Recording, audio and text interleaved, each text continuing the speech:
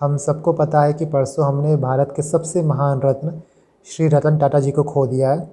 UPSC aspirants के लिए तो उनकी लाइफ का हर एक पहलू एक वैल्यूएबल लेसन था। और ना जाने कितने ही मल्टीपल जगह हमने उनके लाइफ के एग्ज़ाम्पल्स को, उनके वर्क एथिक्स को, उनके पब्लिक सर्विस को, उनके नेशनल डेवलपमेंट को, उनके कॉर्पोरेट गवर्नेंस को कोट किया है। आज वो हमारे बीच में नहीं है, लेकिन उनकी जो लर्निंग है, उनका जो विज़न है, उनकी जो लेगेसी है, वो हमेशा हमारे साथ रहेगी। और सिर्फ हमको नहीं, हमारी आगे आने वाली ना जाने कितनी जनरेशन को इंस्पायर करती रहेगी। His inspiring life hold relevance not only for businesses but also for every aspiring civil servant aspirant who want to make a meaningful impact on the society. So main topic पे आने से पहले हम सभी लोग उनको श्रद्धांजलि अर्पित करते हुए 2 मिनट का मौन रखेंगे।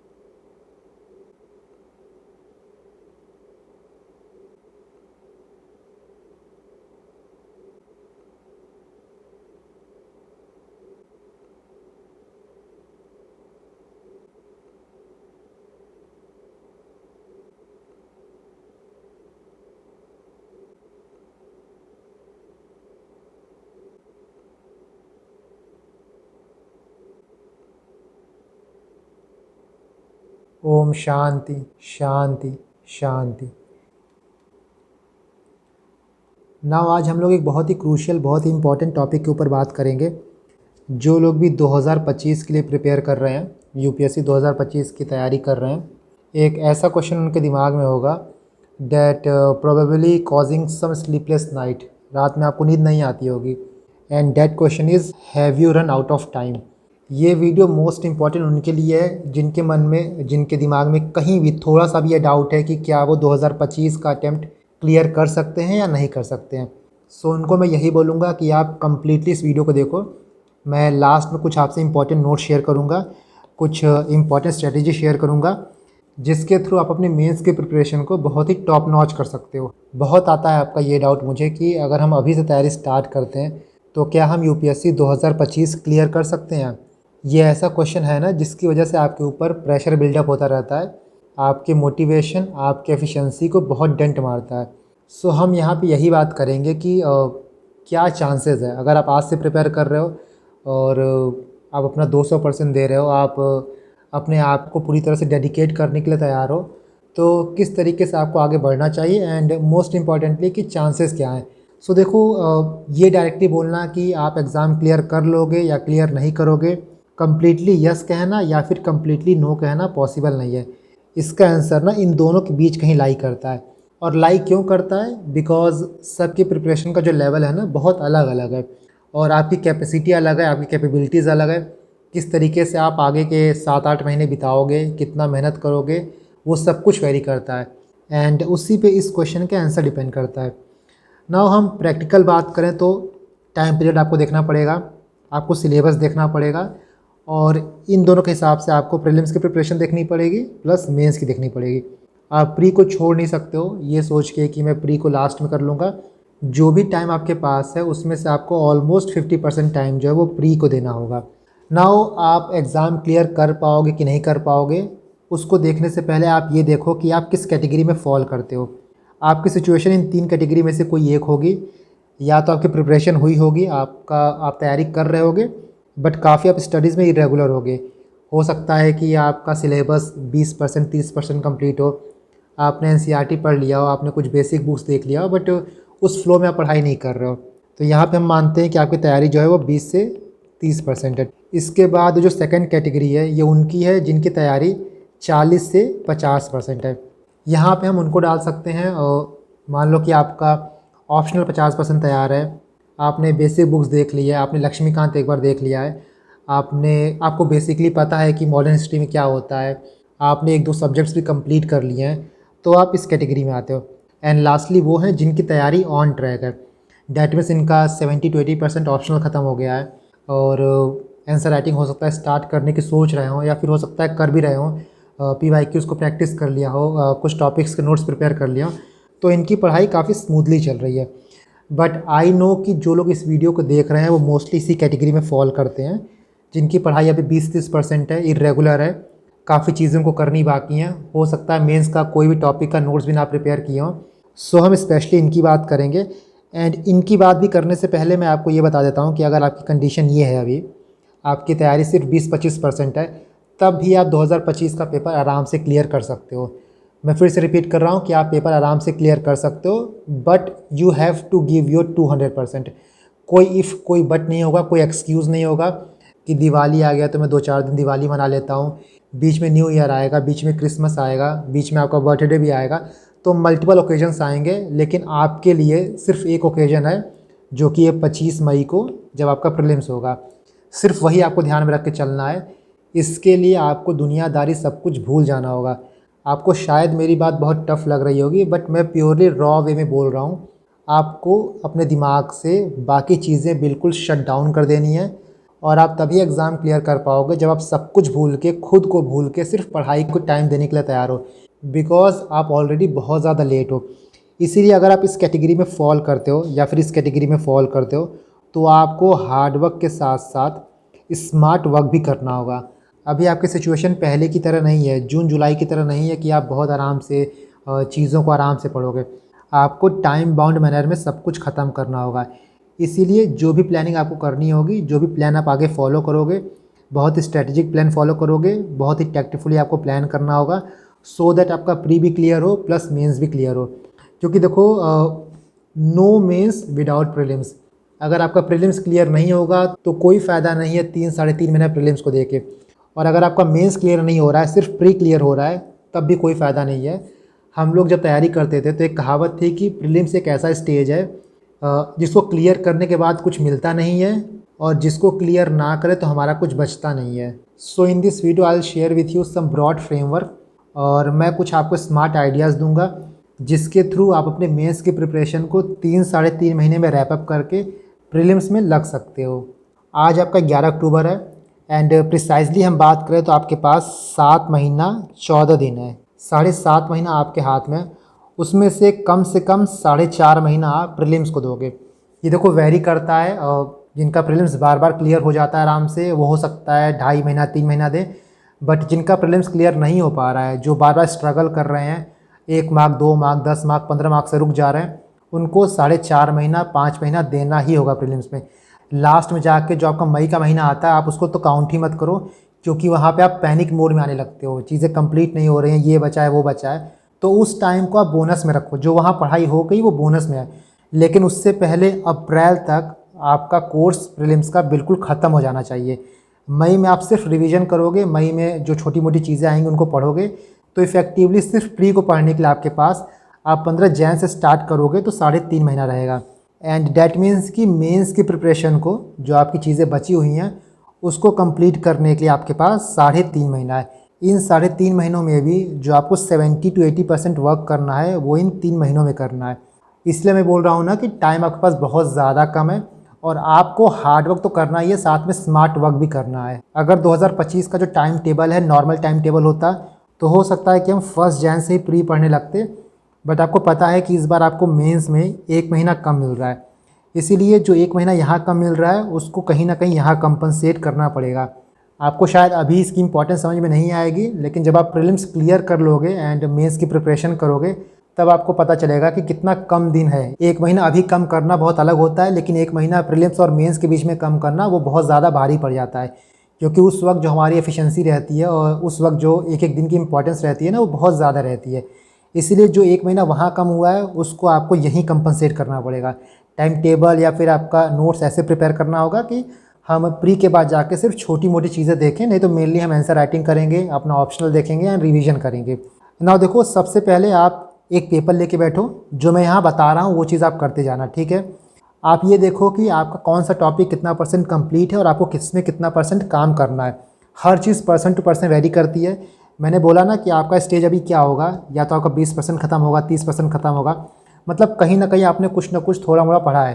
हो सकता है कुछ लोग ऐसे भी हों जो 1 अक्टूबर को या फिर 10 अक्टूबर को ये सोचे कि मुझे यूपीएससी 2025 देना है, तो ये वीडियो उनके लिए बिल्कुल नहीं है।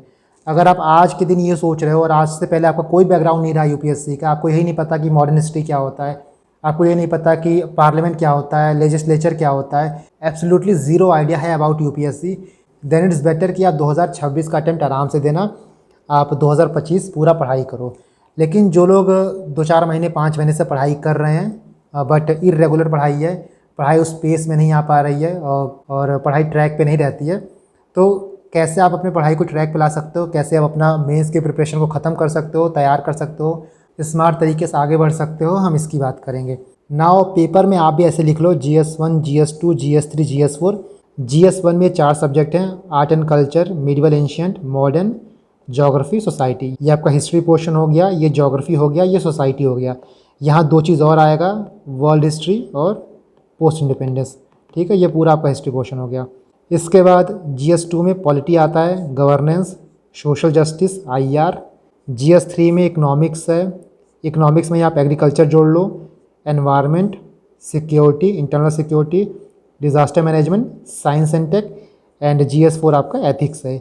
ये सब्जेक्ट्स हैं जो आपको मेंस के लिए पढ़ना है, और इन्हीं सब्जेक्ट्स में से कुछ टॉपिक्स ऐसे हैं जो आपको प्री प्लस मेंस के लिए पढ़ना है। नाउ आप ये देखो कि हर GS पेपर में जो सब टॉपिक्स है वहाँ पे क्या क्या चीज़ें आपकी कंप्लीट हुई हैं। सो जैसा हमने बोला कि कुछ टॉपिक्स ऐसे हैं आपके जो एक्सक्लूसिव मेंस वाले हैं, ये आपके एक्सक्लूसिव मेंस है, और कुछ टॉपिक्स ऐसे हैं जो प्री प्लस मेंस में है। डैट मीन्स कि जो आप मेंस के लिए तैयारी करोगे सेम तैयारी आपकी प्री में भी काम देगी। सो यहाँ जो सब्जेक्ट्स आएंगे इनमें आप टाइम बचा सकते हो, और इनको आपको बाद में रखना है, मतलब अभी अक्टूबर, नवंबर या दिसंबर में नहीं रखना है, इनको आपको जनवरी, फेब में रखना है। सो आप जब भी कोई टॉपिक पढ़ोगे तो आपका जो फ्लो ऑफ स्टडी रहेगा वो ये रहेगा, पहले आप एक्सक्लूसिव मेंस पढ़ोगे, उसके बाद जैसे जैसे टाइम बीतते जाएगा प्री प्लस मेंस पे आते जाओगे, क्योंकि आप जब जैन में आओगे, जब मिड जैन में आओगे, तो ये प्री प्लस मेंस आपका सिर्फ प्रीलिम्स हो जाएगा। एंड आपको ना ओवर एम्बिशियस टारगेट नहीं रखना है। आप ये मत प्लान बनाओ कि मैं 5 दिन के अंदर ही GS1 ख़त्म कर दूंगा और मेरी 15 घंटे पढ़ाई होगी, 16 घंटे पढ़ाई होगी, उतनी पढ़ाई आपकी हो नहीं पाएगी। बट एक चीज़ आपको ध्यान रखना है कि जो भी आप टाइम लिमिट सेट करो, जो भी का मतलब ये नहीं कि आप 5 या 6 घंटा सेट करोगे, मिनिमम आपको 10 घंटे पढ़ाई तो करनी ही है। इससे कम टाइम में आपका कोर्स कंप्लीट होना नेक्स्ट टू इम्पॉसिबल है।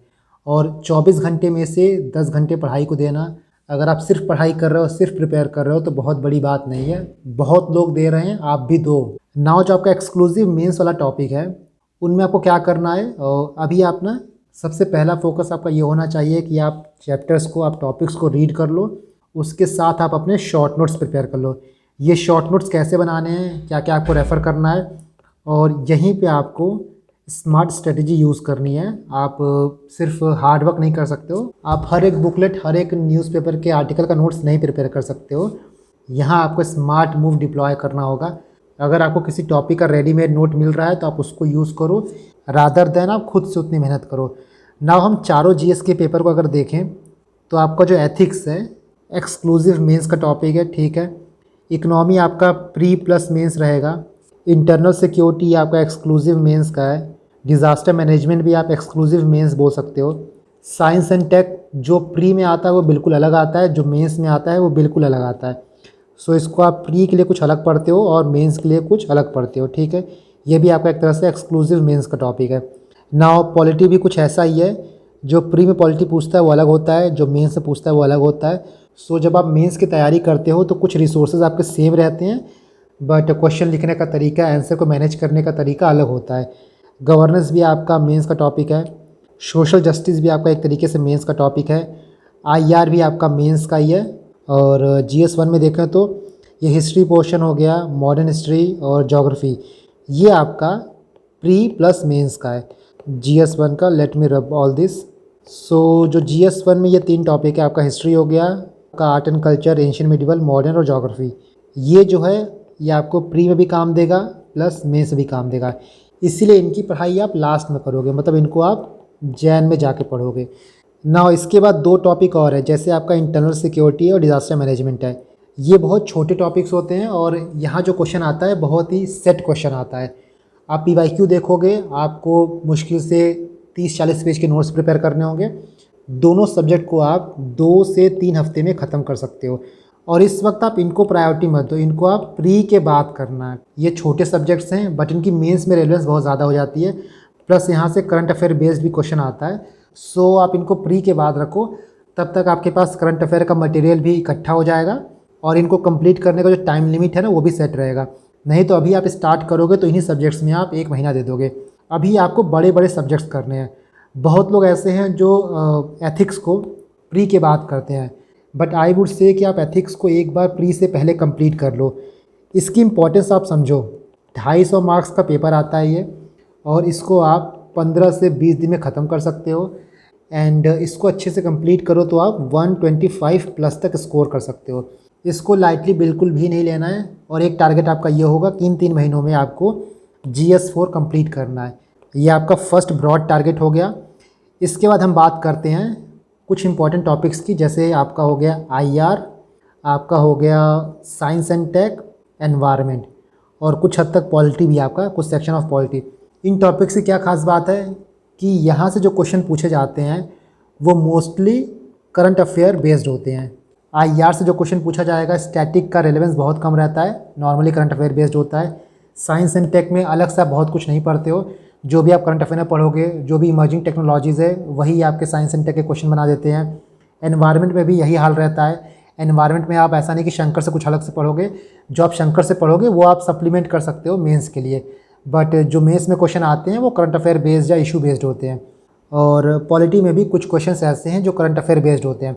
पॉलिटी का क्या सीन है कि लक्ष्मीकांत आपको पढ़ना है। लक्ष्मीकांत आप प्रीलिम्स के लिए पढ़ोगे ही, बट उसके साथ साथ जो भी कीवर्ड्स दिए गए हैं आपके GS पेपर 2 में पॉलिटी के लिए, गवर्नेंस के लिए, उनके आप शॉर्ट नोट्स प्रिपेयर करोगे।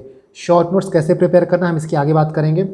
सोशल जस्टिस और GS1 में सोसाइटी, इनको आपको साथ में पढ़ना है। और सोशल जस्टिस के मैं शॉर्ट नोट्स ऑलरेडी अपने टेलीग्राम पर अपलोड कर चुका हूँ, आप उसको देख लेना। मेनली यहाँ पे जो वल्नरेबल सेक्शन है उनको ही टारगेट करना है। सोशल जस्टिस में जो वल्नरेबल सेक्शन है उनके नोट्स बनाने के लिए आप क्या करो कि जो भी वल्नरेबल सेक्शंस हो, चाहे वीमेंस हैं, एल्डरली हैं, चाइल्ड हैं, ट्रांसजेंडर है, दिव्यांगजन है, इनको आप एक कॉलम में लिख लो। इनकी प्रॉब्लम्स क्या है, इनसे रिलेटेड डेटा क्या है, इनसे रिलेटेड इंट्रो, इनसे रिलेटेड कंक्लूजन, इनसे रिलेटेड कोई गवर्नमेंट की स्कीम्स, इनसे रिलेटेड जो भी कमेटी के रिकमेंडेशंस हैं, आप एक एक कॉलम में सबको बना लो। इनसे रिलेटेड हेल्थ इश्यूज़ क्या हैं, एजुकेशन इश्यूज़ क्या क्या हैं, जॉब इश्यूज़ क्या क्या हैं, एम्प्लॉयमेंट इश्यूज़ क्या क्या हैं। इसी तरह आप मल्टीपल डायमेंशंस बना लेना एंड नोट्स प्रिपेयर कर लेना, आपका सोशल जस्टिस हो जाएगा। बाकी आप करंट अफेयर पढ़ोगे ही, वहाँ से बहुत कुछ आप यहाँ पे ऐड कर सकते हो। नेक्स्ट आपका इकोनॉमी रहा, इकोनॉमी के साथ आपका एग्रीकल्चर रहा। तो ये जो टॉपिक है आपका करंट अफेयर से कवर होगा, प्लस सिलेबस में जो जो कीवर्ड्स दिए गए हैं। फॉर एग्जांपल आप सप्लाई चेन देखो, आप फूड प्रोसेसिंग देखो, आप गवर्नमेंट बजटिंग देखो, इन सब के आप छोटे छोटे नोट्स प्रिपेयर करो। और बहुत कुछ एडिशन आपको कहाँ से करना होगा, इकोनॉमिक सर्वे से, बजट से। इकोनॉमिक सर्वे आपको बहुत अच्छे से पढ़ना है, डायरेक्ट क्वेश्चन वहाँ से पूछे जाते हैं, डायरेक्ट आप इकोनॉमिक सर्वे को कोट कर सकते हो। तो इकोनॉमिक सर्वे आपका बहुत ही इंपॉर्टेंट डॉक्यूमेंट है एंड काफ़ी हद तक आपका इकोनॉमिक्स का जो पोर्शन है ना कवर करेगा। काफ़ी सेक्शन के नोट्स आपके इकोनॉमिक सर्वे से बनेंगे। उसके साथ साथ करंट अफेयर प्लस जो PYQ एंड सिलेबस का कीवर्ड है। सो इन 3 महीनों में आपको टारगेट क्या क्या करना है यहाँ पे मैं क्लियरली लिख देता हूँ। एक आपको एथिक्स करना है, दूसरा आपको पॉलिटी करना है, तीसरा आपको इकोनॉमिक्स करना है। ये 3 बड़े बड़े हेड हैं, इनको आप कवर करो। ये आपका कम्प्लीटली GS4 कवर करेगा, ये आपका GS2 का मेजर चंक कवर करेगा और ये आपका GS3 का मेजर चंक कवर करेगा। इसके बाद इंटरनल सिक्योरिटी हो गया, डिज़ास्टर मैनेजमेंट, इनको आप प्री के बाद देखोगे।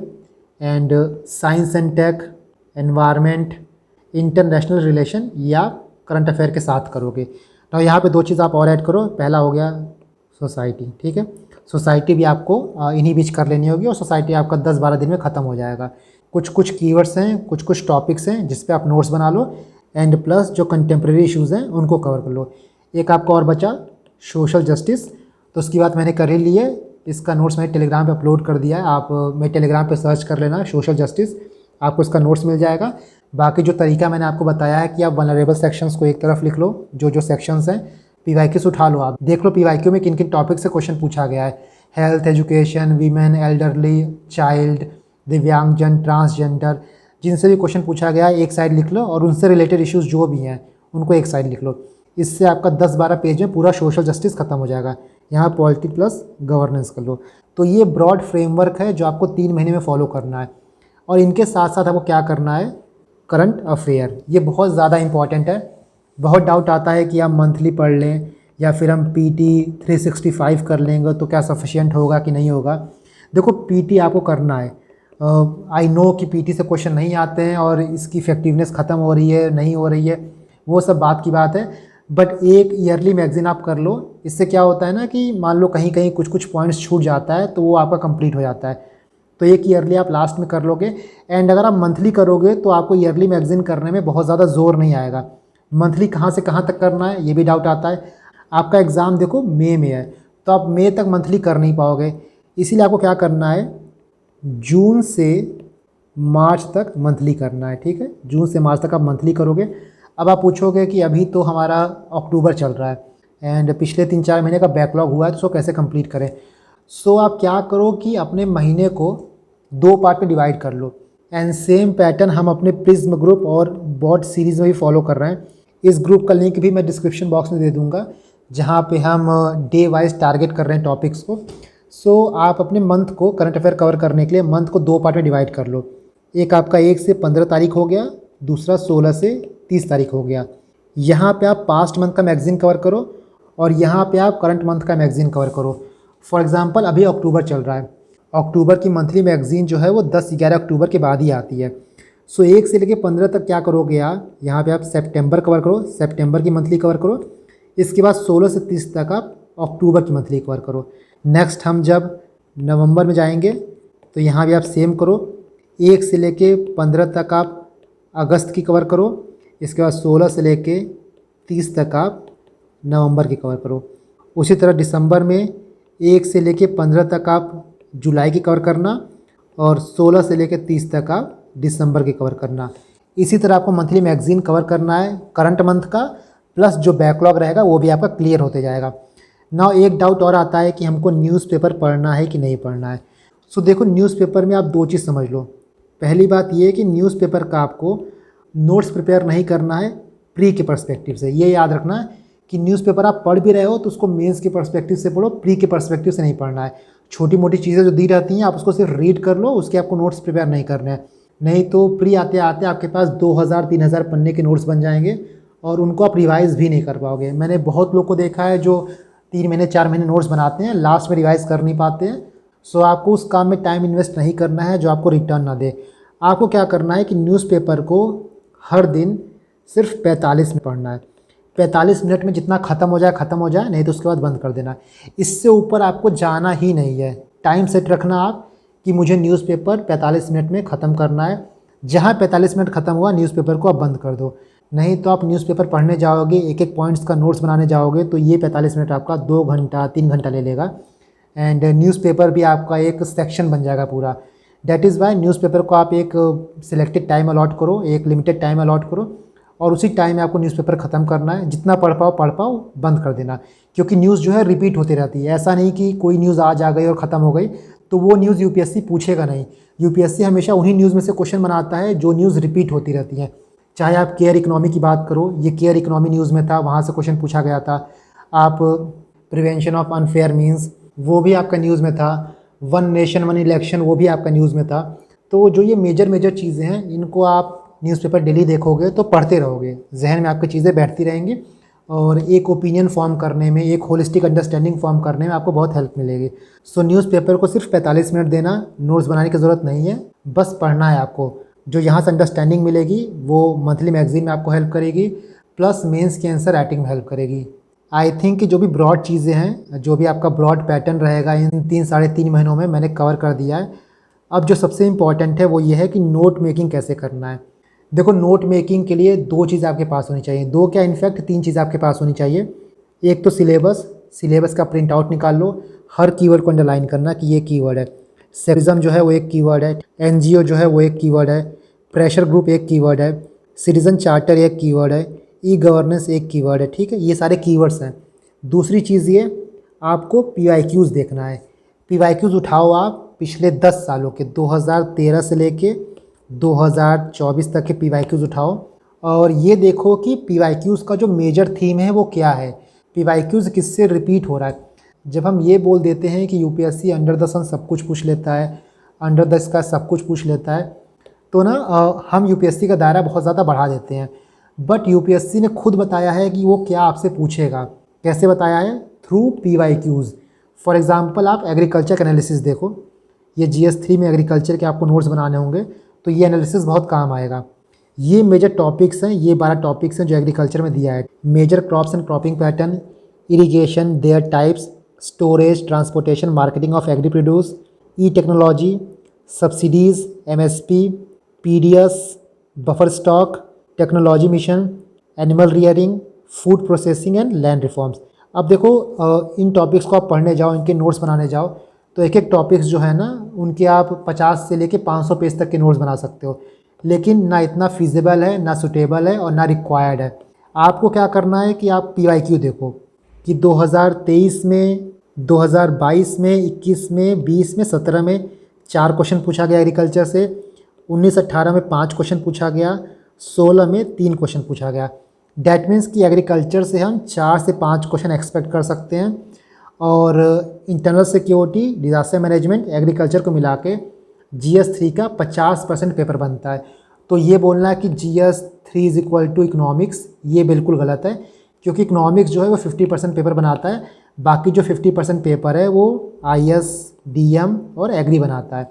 इसके बाद आप आइडेंटिफाई करोगे कि कितने टॉपिक्स ऐसे हैं, कितने क्वेश्चंस ऐसे हैं जो डायरेक्टली सिलेबस से पूछे गए और कितने आउटलाइनर्स निकले। मतलब कि once in a while UPSC ने कुछ पूछ लिया, तो जो आउटलाइनर्स होते हैं, जो वंस इन ए वाइल वाले होते हैं, आपको उनको फोकस नहीं करना है। जो सिलेबस में दिया गया है, जो PYQ में दिया गया है, आपको उन पे सिर्फ फोकस करना है। जैसे 2023 में पूछा गया ई-टेक के बारे में, ये सिलेबस में मेंशन था। लैंड रिफॉर्म पूछा गया, सिलेबस में मेंशन था। क्रॉपिंग पैटर्न पूछा गया, सिलेबस में था। और सब्सिडीज़, WTO सिलेबस में मेंशन था। उसी तरह 2022 का देखो, PDS सिलेबस में मेंशन था। फूड प्रोसेसिंग सिलेबस में था। एग्रीकल्चर मार्केटिंग सिलेबस में था। इंटीग्रेटेड फार्मिंग सिस्टम सिलेबस में था। 21 में लैंड रिफॉर्म सिलेबस से पूछा गया। इरिगेशन सिलेबस से पूछा गया। National food security act schemes जो है सिलेबस में ही था, या कह सकते हो करंट अफेयर है ये। और क्रॉप डाइवर्सिफिकेशन, ये जनरल टॉपिक है। आप जब एग्रीकल्चर पढ़ोगे तो उसके फंक्शंस, उसके फीचर्स, टाइप ऑफ एग्रीकल्चर, कैसे एग्रीकल्चर को डाइवर्सिफाई किया जाए, ये आप नॉर्मली पढ़ोगे। इसको आप प्री में भी पढ़ोगे। सो ये जो टॉपिक है आपका करंट अफेयर बेस्ड है या फिर बहुत जनरल टॉपिक है। उसी तरह आप 2020 देखो, 2019 देखो। नाउ जब आप इस तरीके से करके 10-11 साल का एनालिसिस कर लोगे, तब आपको पता चलेगा कि बहुत टॉपिक्स ऐसे हैं जो रिपीटेड हैं। जैसे आप यहीं पे देख लो, MSP बहुत पूछता है यूपीएससी, बहुत इंपॉर्टेंट टॉपिक है। क्रॉपिंग पैटर्न इंपॉर्टेंट टॉपिक है। फूड प्रोसेसिंग बहुत इंपॉर्टेंट टॉपिक है। एनिमल रियरिंग इंपॉर्टेंट है, ठीक है। Irrigation, cropping pattern, land reform, ये सारे रिपीटेड टॉपिक हैं। अब इनका नोट्स बनाना हमारा सेकंड पार्ट है। हमारा पहला पार्ट जो है आइडेंटिफिकेशन ऑफ टॉपिक्स, वो ख़त्म हो चुका है। किन किन टॉपिक्स पे हमको नोट्स बनाना है, हमको वो पता चल गया। नाउ हर एक आइडेंटिफाइड टॉपिक पे आपको छोटा छोटा नोट्स प्रिपेयर करना है। आपको मल्टीपल नोट्स मिल जाएंगे, बट आपको कुछ डायमेंशंस ध्यान में रखना है। फॉर एग्ज़ाम्पल आप इंट्रो बना लेना, कुछ कॉमन इंट्रो, कुछ कॉमन कंक्लूजन्स। अपने नोट्स में आपके पास कुछ डेटा होना चाहिए, कुछ गवर्नमेंट के स्कीम्स होने चाहिए, कुछ कमिटीज़ होनी चाहिए। जैसे ये देखो, सिंपल सा डायग्राम बना सकते हो। फॉर एग्ज़ाम्पल मान लो लैंड रिफॉर्म पे कोई भी क्वेश्चन आया तो आप सिंपली ये प्रिपेयर कर सकते हो। उसी तरह जैसे ये क्वेश्चन देखो, suggest measure to improve water storage and irrigation system to make its judicious use under depletion scenario. तो वाटर स्टोरेज इरीगेशन हमारे PYQ का पार्ट है, प्लस हमारे सिलेबस में भी है। सो इनका एक कॉमन फ्रेमवर्क बना लो, कॉमन इंट्रो बना लो। जब भी वाटर स्टोरेज या इरीगेशन पे आएगा तो आप ऐसा कुछ इंट्रो लिख सकते हो, कुछ डेटा लिख सकते हो। यहाँ 2021 की रिपोर्ट है, आप देखो 2022 में कोई रिपोर्ट आई है कि नहीं, 2023 देखो, थोड़ा लेटेस्ट डेटा यहाँ दे देना। बाकी ये जो पॉइंट्स हैं ना, बहुत ही कॉमन पॉइंट्स हैं। ऐसे कॉमन पॉइंट्स आपको बहुत जगह मिल जाएंगे। आपको नोट्स ऐसे ही प्रिपेयर करने हैं कि आप one size fit all approach अपना सको, एक ही पॉइंट को, एक ही एग्जाम्पल को मल्टीपल जगह यूज़ कर पाओ। ये तो रही दूसरी चीज़ कि आपको नोट्स कैसे प्रिपेयर करना है ना। देखो, नोट्स प्रिपेयर करते वक्त टॉपर्स कॉपी बहुत इंपॉर्टेंट रहेगा। क्यों रहेगा? यहाँ से आप वैल्यू एडिशन कर पाओगे। ठीक है, जो भी टॉपर्स कॉपी देखो, आप मार्क्स देख लेना कि किस टॉपर को किस पेपर में कितना मार्क्स मिला है, उसके बाद ही उसका कोई कॉपी रेफ़र करना। ऐसा नहीं कि टॉपर्स कॉपी आप XYZ किसी का भी उठा कर देखने लगो, ये बिल्कुल मत करना है, क्योंकि ज़रूरी नहीं है कि हर टॉपर हर पेपर में बहुत अच्छा परफॉर्म किया हो। किसी टॉपर का GS1 में अच्छा होता है, किसी का GS2 अच्छा होता है, किसी का GS4 अच्छा होता है। तो मार्किंग के हिसाब से आप टॉपर्स कॉपी को चूज़ करना एंड उसी हिसाब से वैल्यू एडिशन करना। इसके लिए आप क्या कर सकते हो, ये जो एक्सेल शीट है ना, इसको आप रेफ़र कर सकते हो। यहाँ पे आपको एसए मिल जाएगा। ये देखो, एसए का ये ईयर है एंड यहाँ पे रैंक है और यहाँ पे मार्क्स है। इन मार्क्स के हिसाब से आप देख सकते हो किसको कितना मार्क्स मिला है और मुझे किसकी कॉपी को रेफ़र करना है। और यहाँ पे कुछ कॉपीज अटैच्ड हैं, तो डायरेक्टली आप यहाँ पे क्लिक करोगे तो ये कॉपी खुल जाएगी। यहाँ 2023 का है, ये 2022 का, ये आपका ऐसे हो गया।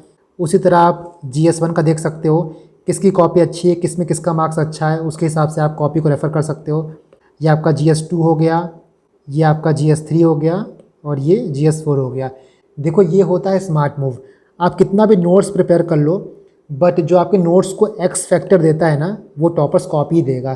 क्योंकि टॉपर्स कॉपी में आपको बहुत से एग्जांपल्स मिल जाएंगे, बहुत से कीवर्ड्स मिल जाएंगे, बहुत से डेटा मिल जाएंगे, बहुत से फैक्ट्स मिल जाएंगे। कंक्लूजन लिखने का तरीका समझ में आ जाएगा आपको, इंट्रो करने का तरीका आपको समझ में आ जाएगा। आपको ये समझ में आ जाएगा कि मान लो किसी क्वेश्चन में कंटेंट मेरे पास कम है, तो मैं कैसे अपने लिमिटेड कंटेंट से ही आंसर को फ्रेम करूँ। सो आप अपना एक बार बेसिक नोट्स प्रिपेयर कर लेना एंड वैल्यू एडिशन के लिए आप इस PDF का यूज़ करना। ठीक है, ये PDF मैं टेलीग्राम पे डाल दूँगा, आप इसको डाउनलोड कर लेना and then use it extensively and smartly for your note making. Now इसके बाद हम ये बात करेंगे कि आपको एक्चुअली टॉपर्स कॉपी को यूज़ कैसे करना है।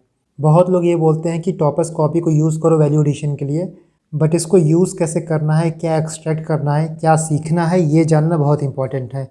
और हम इसकी बात नेक्स्ट वीडियो में करेंगे, बिकॉज़ ये वीडियो ऑलरेडी काफ़ी लंबी हो गई है और बहुत ज़्यादा लंबी वीडियो हो जाती है तो प्रोसेसिंग में थोड़ी प्रॉब्लम होती है।